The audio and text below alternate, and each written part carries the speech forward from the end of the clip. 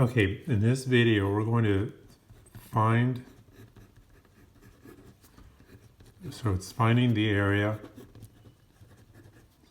under a normal curve using a TI-83 calculator, which is similar to using a TI-84 calculator, but I'm using the TI-83. Okay, so first of all, I have been doing these problems using the empirical rule, but let's not use the empirical rule this time. Let's use the TI-83 calculator. Find the area under a normal curve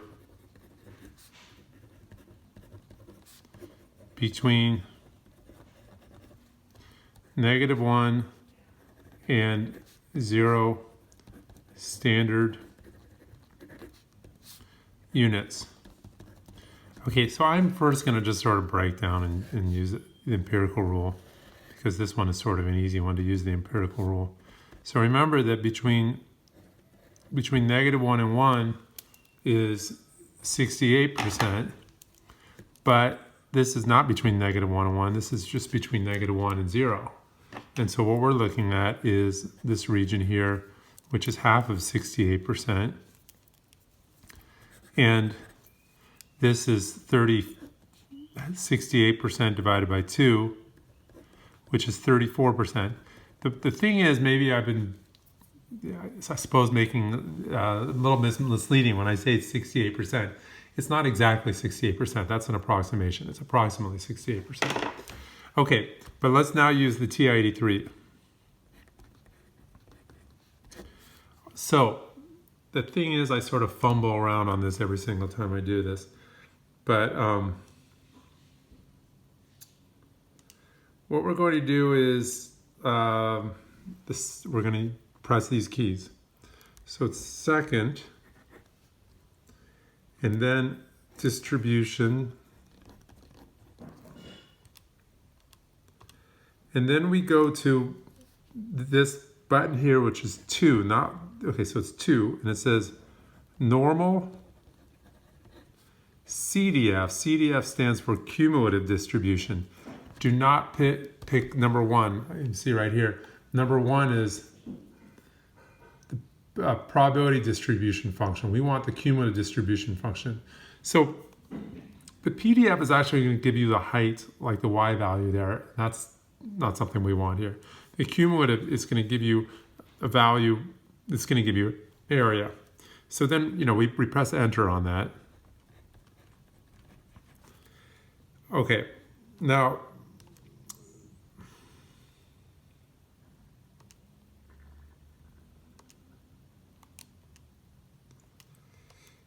all right, the next, what it's going to do is bring up on your screen is normal CDF. Okay, there's 4 numbers we need to put in. So the first number is the left endpoint. So the number on the left in this case is -1. We're going from -1 to 0. And then we look at the right endpoint.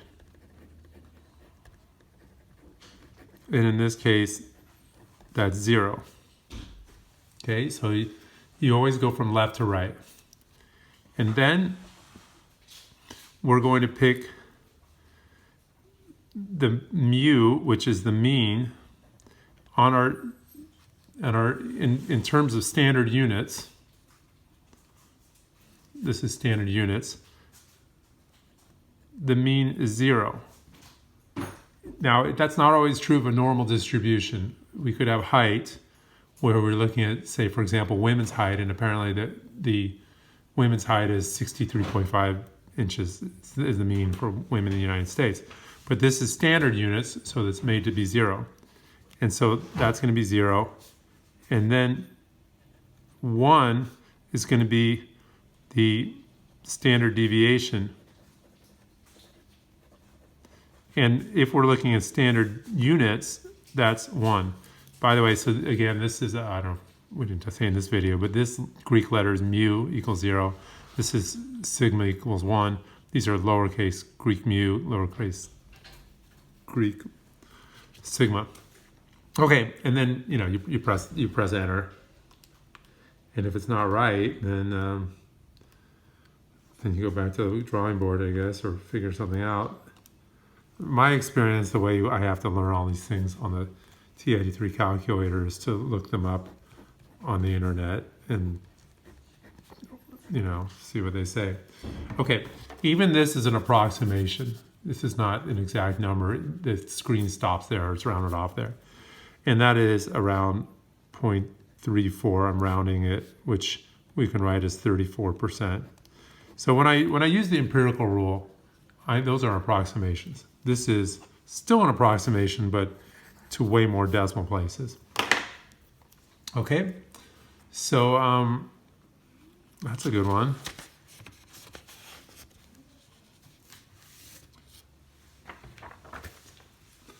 By the way, okay, so one of the things we're really going to have to use a calculator or table if I'm not given these, these integers for standard units. So if I had like from negative 0.7 to 0, I can't use the empirical rule. I can make an approximation or just sort of guess. But if I had negative 0.7 to 0, I would have to use a calculator. They have tables too, but that's something you could use, but we have calculators now, so why not use a calculator? Okay, so let's find the area.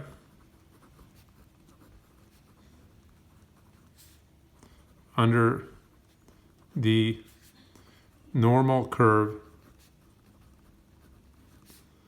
less than or equal to 1 standard unit. And what we can use is the empirical rule, because if I have whole numbers or integers, which are plus or minus whole numbers, I can use the empirical rule. Okay, so I'm looking everything less than.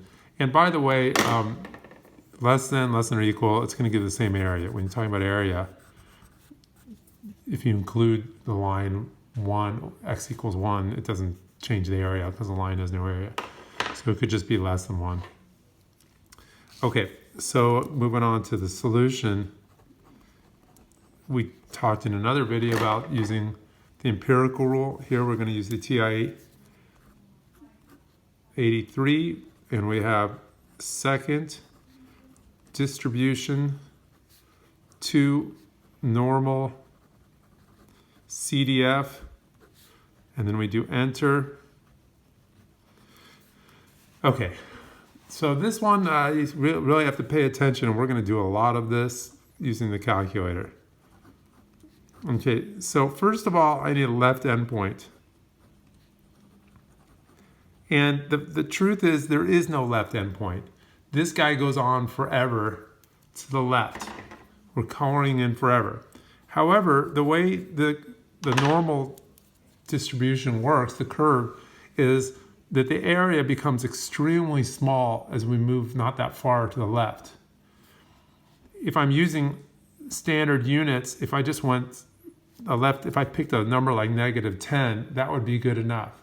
Negative 100 certainly, because as I move standard units to the left, the area under the curve is extremely small. This curve gets really close to the x-axis, the horizontal axis. But you could put in, say, negative 100. That would work for this guy. But in general, though, we might not be using standard units. We might even have a normal distribution where the standard deviation is 100, and then negative 100 would just be one standard deviation. So what I do is I pick the greatest negative number I can fit on the calculator. And this is negative. That's negative, not subtracting, negative. And then I pick, I'm going to write this down, but I pick E, which is, see this guy's EE. I'm going to do second EE. And then I'm going to put 99. What is that? All right. So this is second first of all, negative. Second EE99. This means negative 10 to the 99 power, which is, that's 1 with the 99 zeros. It's a, really large number in magnitude, negative. So that's the largest number. It's overkill for this problem. I think if I put in negative 10, I would get the same answer on the calculator, what it shows me. But anyway, I just picked the largest negative. And then I'm going to put in 1, because that's the right endpoint.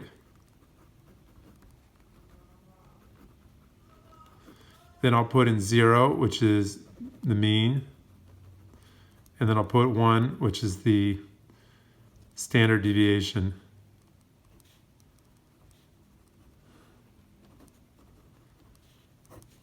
All right. Okay, so just go ahead and do that. And by the way, I think we can calculate this again just using the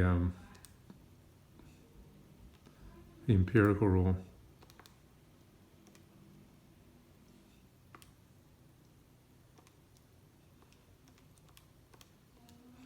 And that turns out to be 0.8413, etc. So I get rounding off to 84%, which we could find using the empirical rule. By the way, I don't know, there may be some little subtlety I'm not really getting, but on the button on the calculator it says E, but when you put it on the screen, it just gives 1 E. So this is, you press second E, but then when it shows up on the screen, it's just E, 9 E. So, okay. Let's do another one where we find the area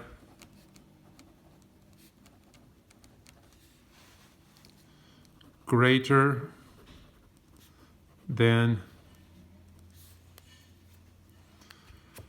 let's just say greater than 1 under the normal curve. And in the context of all these problems I'm doing, I mean the standard normal curve, and I mean 1 standard unit. I suppose outside, so 1 standard unit is what I mean by 1. Okay, so if I don't put that there, we have to sort of understand the context. Now the thing is, I should know this answer because all this is okay, I'm looking at everything to the right of 1. This over here was to the left of 1, and we found out that was 84%. So underneath the curve is 100%. So if I take 100 and minus 84, which is 16%, that's what I should get here. So we showed above, to the left is 84%. 84 plus 16 is 100. So this should be 16%. But I want to show how to do this problem on the calculator. So we're going to do second distribution to normal CDF, enter. And then we're going to do normal CDF. And what do? We do the left endpoint, which is 1. And then we do the right endpoint. So it's always left to right. And how are we going to do that? We're going to write E99 because this guy goes on forever. Now, remember the first example, it was between, I think, 0 and 1 or something like that. But this is going on forever in the right. Because it's the standard unit is 1, I could just pick 10, and that's really far out in terms of 10 standard units because the curve becomes really close to the x-axis, the horizontal axis then. But I'll pick an even bigger number. That's second EE99. That means 10 to the 99 power. It's 1 with 99 zeros. So it's, you know, really large number magnitude. 0 is the mean. 1 is the standard deviation. Okay, and then you have that. Also, you can try second entry. Why would I do second entry? Second entry is going to bring up everything that I had before. So if I do second entry, which is above enter, it's going to bring up what I had last time, which is still there from the last example, same video, last example, and I can go and edit. Is it worth it? I don't know, some people think so. I'll just put 1, comma, and it writes right over. Second EE 99, comma, 01. So some people like to do that so they don't have to go through the menu anymore. They just bring up what they had before. You can do that, especially if you're doing the homework over and over. The problem is it seems I have too many commas, so I'll probably get an error if I did that. So I have to use delete. So that gives me, hopefully, yes, without a mistake. Okay, or that, you know, I was waiting for an error maybe to come up. But okay, so this is 0.158655, etc. And this rounds to 0.16, not equal, rounds to, which is as predicted, 16% approximately.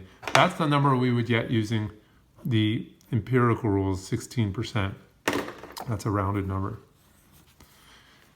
Okay, so we did an example where we're all using TI-83 calculators. The first example had left endpoint -1 and 1 using this normal CDF, -1 to 0, normal CDF. Okay, so we just put a -1 to 0, and then the mean is 0, standard deviation is 1.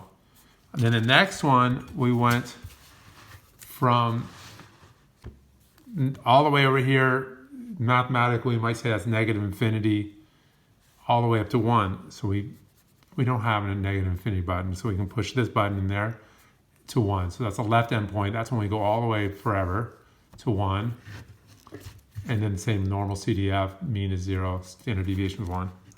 And then over here, we're going greater than 1, so that's like 1 to infinity. So at the left is 1, E99 is, you know, sort of like, it's not infinity, but it's 1 with 99 zeros. So infinity is not a number. This is a really big number. And so we did that. Okay, that's all.